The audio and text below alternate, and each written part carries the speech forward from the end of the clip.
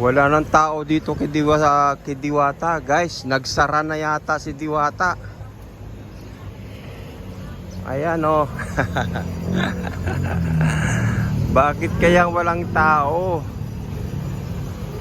Ang linis. Kita natin, guys, ang linis. Hala. Anong nangyari? Ano na kaya nangyari? At parang ang linis-linis na rito sa pwesto ni Diwata. Ano kayang dahilan, guys? So tingnan natin. Busisiin nga natin kung ano talaga ang mga nangyayari dito.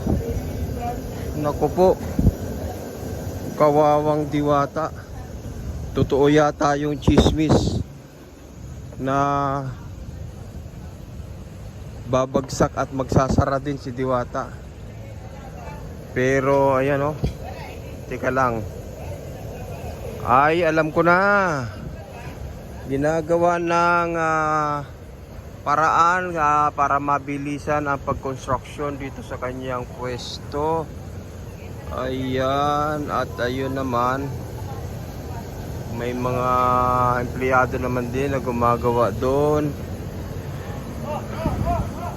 At ito, tuloy ang construction. Ayan o.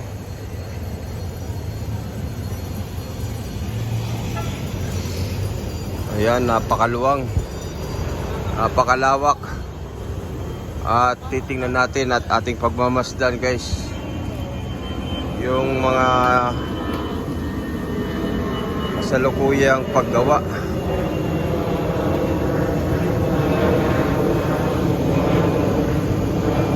At dito naglagay ng poste. Ayan.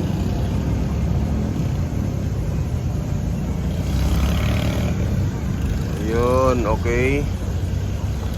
Ngayon, bakit kaya napakalinis? Ano kaya? Nagsara kaya si Diwata? Nagsara kaya siya pagsamantala? Para bigyan ng daan yung ginagawang bubungan at saka pagsisaayos at pagsisimento nitong kanyang parisan, guys. Ayan o. Tingnan niya natin. Bakit kaya walang tao? Wala ng customer na pumapasok. So pagmasdan natin, guys. Pero gabi dito may mga nakaparking naman at may mga nagtitindang ice cream as usual. Ayan sila, ayan. At ayan, kitang kita. Ayan, guys, yung construction na ginagawa. Baka naman binibigyan lang ng daan yung paggawa ng ng kanyang parisan, dahil itong ito construct na yung kanyang harapan. Ayan, guys.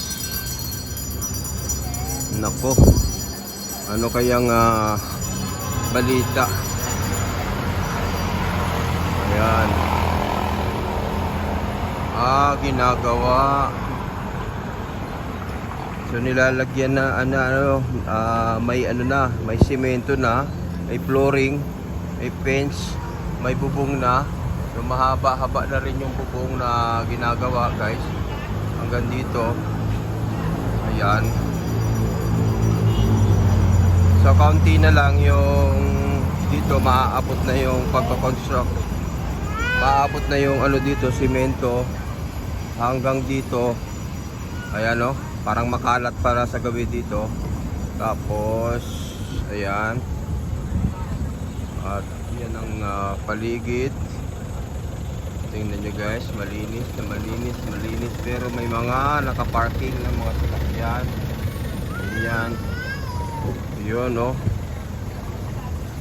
Bakit kaya wala nang, bakit kaya sarado?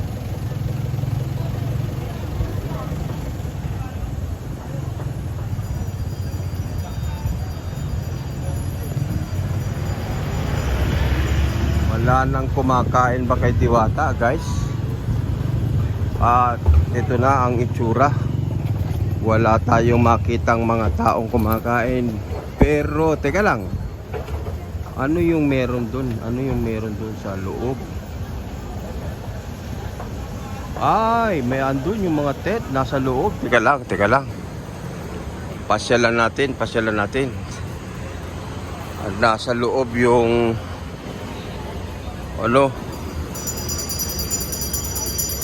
nasa loob yung mga tao. Tingnan natin, guys, ha.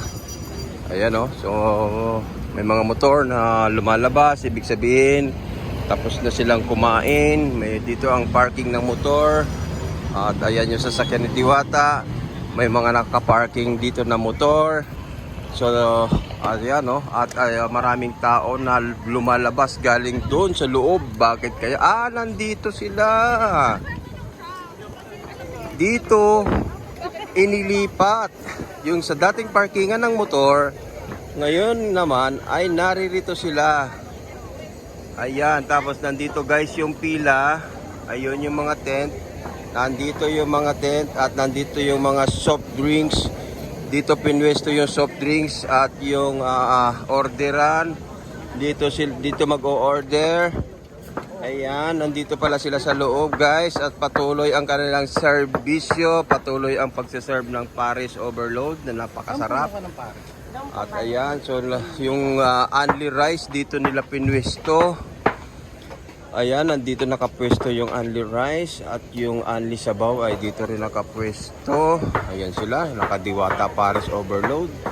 And of course, yung mga customer na kumakain nandito, dito sila inilipat, guys. Dito sila inilipat.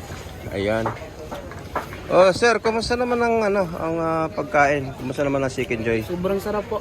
Sobrang sarap ba? Oo. Ano masasabi mo? Nilipat pala kayo dito? Nilipat pala yung dito sa loob? Ginagawa pa kasi yung sa kabila, pinapaganda pa. Ah. Para pag gumulan, hindi din maulanan yung mga kumakain. Oh, sisimentuhan ba yon? Yes po. Oh, yun pala, guys. Kaya pala nandito at hinahanap ko. Bakit walang tao doon sa harapan na kumakain kay Diwata? Yun pala, nandirito pala sila. Nandirito pala sila, guys. Nandito sa loob. Ayan. At ang kagandahan dito, guys, meron na siyang semento at malinis. Malinis dito. So ganito din ang gagawin doon sa harapan para less na po sa langaw at less na rin po para madali na po siyang linisan. Ayan. At siyempre marami pa rin po ang kumakain at nakapila. At the same time, ayan yung ating pasyalan, yung bubungan at ginagawa nga dahil inilipat lang pala sila pang samantala para gawin itong parisan ni Diwata. Yan, para daw mapabilis ang kanilang paggawa, guys.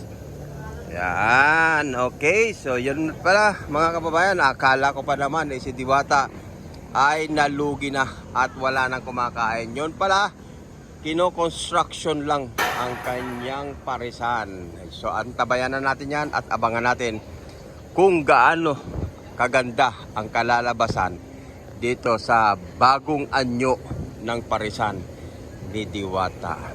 Shout out po, Iabagis Vlog. Maraming salamat sa pagsama nyo sa akin at sa ating update.